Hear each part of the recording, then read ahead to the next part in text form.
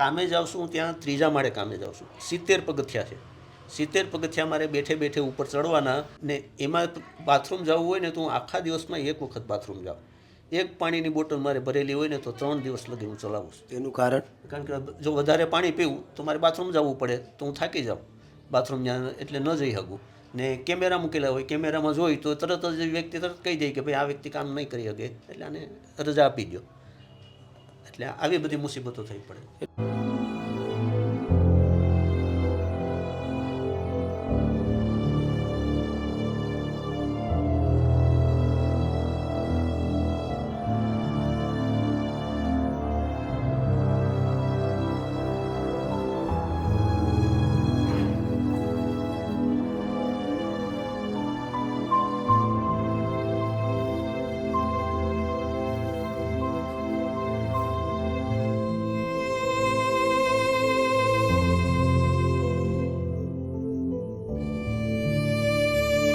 જય હિન્દ દોસ્તો, સૌને મારા જય શ્રી કૃષ્ણ. હાલ અમે સુરતની અંદર હતા અને એક એવા પરિવારની મુલાકાતે આવ્યા હતા. પરિવારની વાત સાંભળશો ત્યારે ખ્યાલ આવશે કે દુઃખ શું કહેવાય. આજે આ પરિવાર ઘણી બધી ખરાબ હાલત સાથે પોતાનો સમય પસાર કરી રહ્યા છે.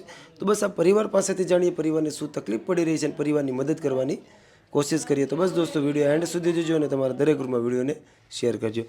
ભાઈ, પહેલાં તો મારું નામ નિલેશભાઈ છે. તમારું શું નામ છે? મારું નામ પ્રફુલ્લગીરી ગોસ્વામી. અને તમારું બેન? રીનાબેન ગોસ્વામી.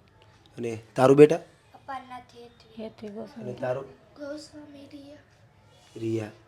તો હાલમાં પરિવારની અંદર કોણ કોણ છે અને શું તકલીફ પડી રહી છે? પરિવારની અંદર મારે 4 દીકરી છે, દીકરો નથી. શું તકલીફ પડી રહી છે હાલમાં? મારે છોકરીઓને ભણવા માટે એને કોઈ પણ જાતની મદદ મને ક્યાંયથી મળતી નથી. પછી મારે ધંધામાં અત્યાર લગી તો મારે વ્યવસ્થિત રીતે બધું ચાલતું હતું, પણ હીરાનું કામકાજ મારે બંધ થઈ ગયું. તો મેં નહીં મહેનત કરી હોય તો કેટલા ભાઈબંધોને મારા દોસ્તારોએ બધાએ બિચારા કે બહુ પ્રોસેસ કરી બધી જગ્યાએ કે ભાઈ આ કામ માટે આને વજન કાંટીમાં રાખી દઈએ કે બોઇલમાં રાખી દઈએ. તો એના માટે જે જગ્યાએ બધી વાતચીત કરીને તો પહેલાં હા પાડે એ લોકો કે આની વાંધો નહીં, પણ પછી એને ચોખવટ કરે ને હું કહું ભાઈ ચોખવટ કરી દેવાની. તમારે ચોખવટ કરે કે ભાઈ પગની તકલીફ છે તો ન ચાલે, એક પગ તો હોવો જ જોઈએ. એટલે પગની શું તકલીફ છે? બંને પગની તકલીફ છે એટલે હું ચાલી શકું નહીં. તમે દિવ્યાંગ છો? હા, દિવ્યાંગ છો એટલે એ કેવી ચાલી શકે નહીં, એટલે એ કામ ન કરી શકે. એટલે એના માટે એ અમે ન રાખીએ. એટલે કેટલી જગ્યાએ અમે તપાસ કરી પણ ક્યાંય મારે કામનો ક્યાંય મેળ નથી આવતો. ન કરતો મારે બને ત્યાં લગી મહેનત કરીને જ સરખાવું છે, પણ મને મહેનતનું ક્યાંય કામ નથી મળતું. ને અત્યારે હું ભાડાના મકાનમાં રહું છું. 4000 ભાડું છે અને 1500 રૂપિયા લાઇટ બિલ આવે, પ્લસ 600 રૂપિયા પાણી બિલ આવે.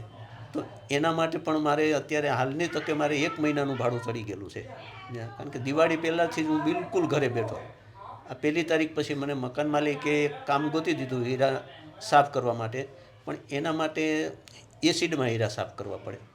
તો એસિડમાં હું ખાલી 2 દિવસ સાફ કરું તો જો આંગળામાં ખાલી ચાંદી પડી જાય, લોહી મંડે નીકળવા. તોય પણ એના માટે પછી એક હાથે સાફ કરું, 2-3 દિવસ એમાં ચાંદી પડી જાય, પછી પાછો આ એક આંગળીએ સાફ કરું, એમાં પછી ચાંદી પડી જાય, પછી પાછી બીજી આંગળી લઉં.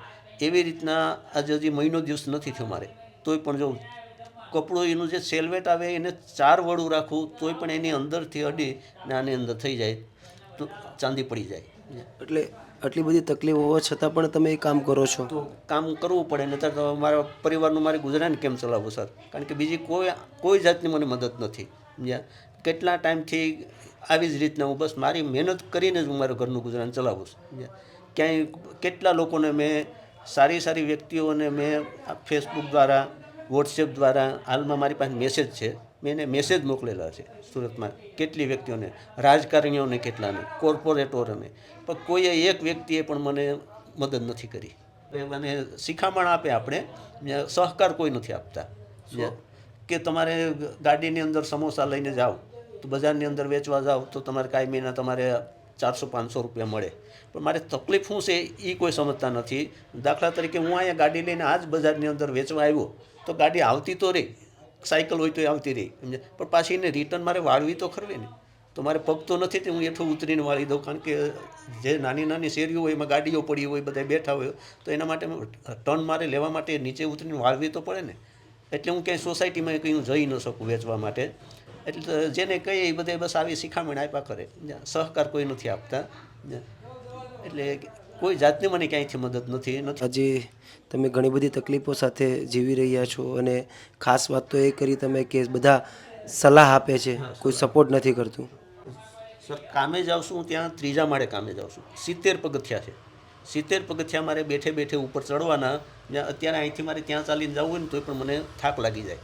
ને એમાં બાથરૂમ જવું હોય ને તો હું આખા દિવસમાં 1 વખત બાથરૂમ જાઉં. એક પાણીની બોટલ મારે ભરેલી હોય ને તો 3 દિવસ લગી હું ચલાવું છું. એનું કારણ કે જો વધારે પાણી પીવું તો મારે બાથરૂમ જવું પડે, તો હું થાકી જાઉં બાથરૂમ ત્યાં, એટલે ન જઈ શકું. ને કેમેરા મૂકેલા હોય, કેમેરામાં જોઈ તો તરત જ વ્યક્તિ તરત કહી દે કે ભાઈ આ વ્યક્તિ કામ નહીં કરી શકે, એટલે આને રજા આપી દો. એટલે આવી બધી મુસીબતો થઈ પડે. એટલે એટલા બધા ડર સાથે તમે કામ કરતા હો છો. હા, તોય પણ મને એમ થાય કે નહીં ભાઈ, ભલે મારે મહેનત ભલે કરવી પડે, થોડીક મારે સહન કરવું પડે, પણ મારા પરિવારને ક્યાંય લાંબો હાથ ન કરવો પડે એટલા માટે હું મહેનત કરી ને હું મારું ગુજરાન ચલાવું. દુઃખ, અતિશય દુઃખ થાય, પણ કેને કેવું સર? દુઃખ તો બધીને થાય છે. ઘરે અત્યારે મહેનત કરીએ, એક હાથે મહેનત કરવી પડે છે. ડાયમંડ લગાડીએ તો સવારના ઉઠીને ડાયમંડ લગાડીએ તો સાંજે 100 રૂપિયાનું કામ થાય. આમાં અહીંયા આખું ફોડવાનું કામ થાય, એટલે કે આખો દિવસ ડાયમંડ લગાડવાના હોય. અને બેન તમે પણ દિવ્યાંગ જ છો, હા, દિવ્યાંગ જ. તો અત્યારે ઘરનું ગુજરાન કઈ રીતના ચલાવો છો? એક હાથે બધું કામ કરવાનું, આ ડાયમંડ લગાડીને એમાં ગુજરાન ચલાવીએ આખો દિવસ. તો એટલે ડાયમંડ ઉપર તમારું અત્યારે ઘરનું ગુજરાન ચાલે છે. હા. દિવાળી પહેલાં 2 મહિનાથી હું ઘરે બેઠો હતો, તો હું બધાને પૂછતો રહું, ફોન કરતો રહું, ભાઈ મને કંઈક કામ અપાવો, કામ અપાવો. જેટલા મેં મેસેજ કર્યા ને એને કોઈને મેં વસ્તુનું નહીં કીધું હોય કે ભાઈ મને ખાવાની તમે સામગ્રી આપો, કે આ વસ્તુ મને લઈ આપો, તમે મને કામ આપો. 12 કલાક મહેનત કરવી પડશે ને તોય પણ તમે મારી પાસે હાથને હિંમત છે, 2 વસ્તુ છે એટલે હું હારીશ નહીં. જે તમે મને કામ અપાવો એટલે હું મહેનત કર્યા કરીશ. એટલે આવી બધી તકલીફને લીધે હું થોડોક પરેશાન થઈ ગયો. એટલે મને બને ત્યાં લગી કોઈ કામકાજને એવી હેલ્પ મળી જાય ને તો મારું ગુજરાન ટેસ્ટથી ચાલ્યા કરે. તમે બિલકુલ નહીં ચિંતા કરો. અને ખાસ વાત તો એ છે કે સૌથી વધારે તમે સમજી શકો, કારણ કે અત્યાર સુધીમાં તમે કીધું એ પ્રમાણે કે એવા જ માણસો મળ્યા છે કે બધા સલાહ દે છે, સહકાર નથી આપતા. પણ તમે બિલકુલ નહીં ચિંતા કરો, આજે અમારી પૂરી ટીમ તમને એવી રીતના સહકાર આપશે કે તમારે જે પણ તકલીફ પડી રહી છે જીવન જીવવામાં, એમાં તમને રાહત મળશે. આજે જો કે ઘણા તમે સંઘર્ષ સાથે લડી રહ્યા છો, તમે મહેનત કરવા માંગો છો, અને તમે કીધું એ પ્રમાણે કે તમે દિવ્યાંગ છો પણ તમે મનથી દિવ્યાંગ નથી, અને આજે તમે હિંમત રાખીને તમે જીવી રહ્યા છો. પણ કંઈ વાંધો નહીં, તમે બિલકુલ નહીં ચિંતા કરો.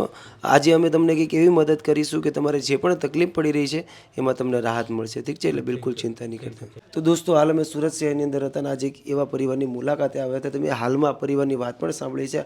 હાલમાં તો આ પરિવાર ઘણા બધા સંઘર્ષ સાથે પોતાનો સમય પસાર કરી રહ્યો છે, અને હાલમાં તો આ ભાઈએ કીધું એ પ્રમાણે કે ભાઈને મહેનત કરવી છે, ભાઈને આગળ વધવું છે. તો દોસ્તો, હર હંમેશને માટે આવા દિવ્યાંગ લોકોને સપોર્ટરૂપ બનવું જોઈએ. આજે તો આ ભાઈ એક સરસ મજાની વાત પણ કરી કે લોકો સલાહ આપે છે, કોઈ સહકાર નથી આપતું.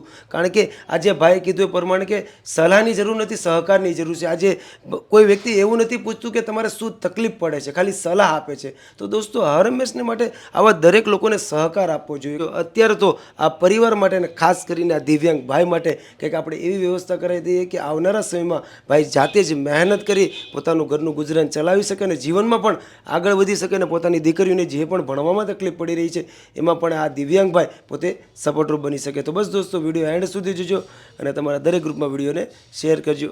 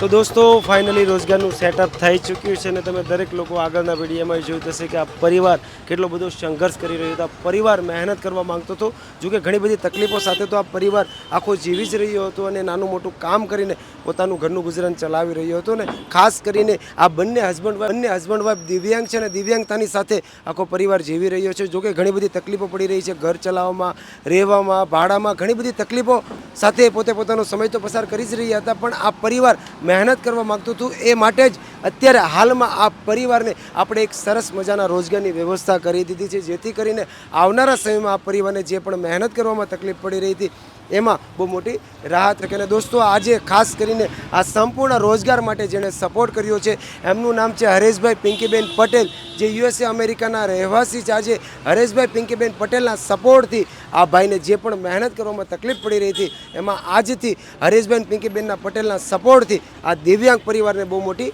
રાહત મળશે. તો thank you so much Hareshbhai Pinkiben Patel, આજે તમારા સપોર્ટથી, તમારા સહયોગથી ખાસ કરીને આજે આ દિવ્યાંગ પરિવારને બહુ મોટી રાહત મળી છે. તો આજે લાઈફ હેલ્પર ચેરિટેબલ ટ્રસ્ટની પૂરી ટીમ તમારો દિલથી આભાર વ્યક્ત કરે છે. બસ હર હંમેશને માટે આવી જ રીતના દિવ્યાંગ પરિવારો અને જરૂરિયાતમંદ લોકો માટે સપોર્ટરૂપ બનતા રહેજો. Once again thank you so much Hareshbhai Pinkiben Patel. તો આજે કેવું લાગ્યું છે આ રોજગાર સેટઅપ થયા પછી? આજે મારે ખુશીનો માહોલ છે. આજે મને હરખ સમાતો નથી, આટલો હરખ છે મને. ખુશ છો ને આજે? ખુશ છું, અતિશય ખુશ છું.